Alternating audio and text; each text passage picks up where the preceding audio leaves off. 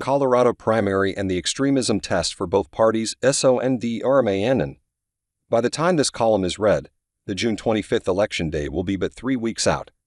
Though in this era of mail-in voting, election day is when ballots are counted, not when they are cast. For many voters, that hour of deciding and filling in those circles is coming even sooner. The reference in that last sentence to many voters is a bit tongue-in-cheek.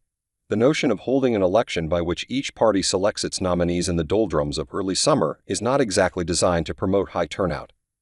Even with Colorado's recent allowance for unaffiliated voters to participate in the primary of their choosing, turnout remains limited. Primaries for top-of-ticket offices, such as governor, struggle to attract vast numbers. Note that no statewide offices are up for election this year. Voter participation in primaries for lower-level offices is, you guessed it, lower. Some may argue that low turnout, in and of itself, is not that problematic. If voters are not informed or motivated by a race, better they sit it out. That works in theory.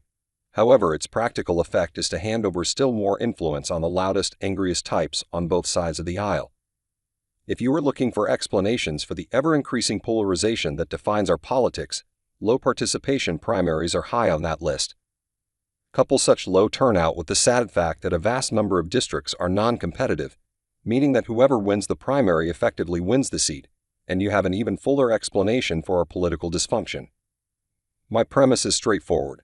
Namely, the prime problem facing our country is the growing extremism in both parties, even if one of those parties has taken it into overdrive. That is the lens through which I assess our homegrown primary contests. The storyline on the Republican side centers around the congressional races in the 3 districts with a GOP tilt. All 3 incumbents, the highest-ranking Republican elected officials in our fair state, are vacating their offices. Ken Buck had enough and left early. Doug Lamborn is calling it a day after 9 terms, and Lauren Boebert hopscotched to more fertile political territory. Each of these races features one or more mainstream conservative candidates against a full-blown, over-the-top NAGA figure who runs toward the outrage instead of soft-selling it. In numerical order, District 3 should by all rights belong to respected attorney Jeff Hurd. He was close to an even shot to win this nomination well before Boebert fled the scene and asked for giving Eastern Plains voters for a mulligan.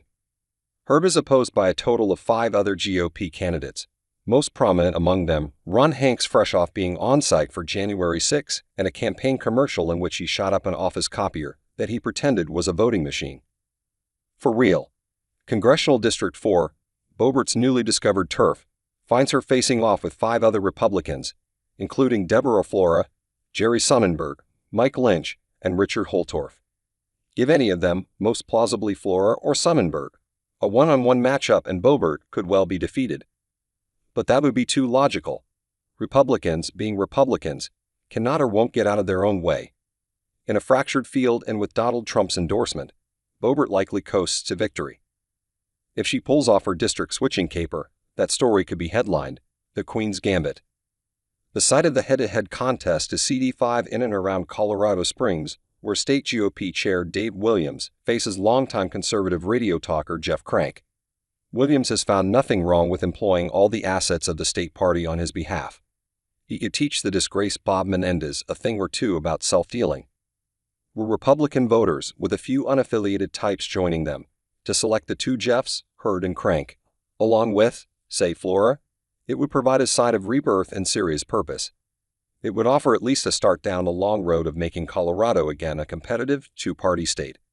Go the other way with Hanks, Boebert and Williams, and paint Colorado an ever deeper shade of blue for the extended future. Goodbye cobalt blue. Hello indigo. If FanDuel were to sponsor this column, their odds would favor a split decision with Boebert prevailing due to the surplus of Republican candidates and egos, to be joined in a new delegation by Hurd and Crank. One last piece related to these Republican congressional primaries. For all the talk about election integrity in swamps, consider that 3, count 'em, of the MAGA world candidates are carpetbaggers, having moved to new districts to run.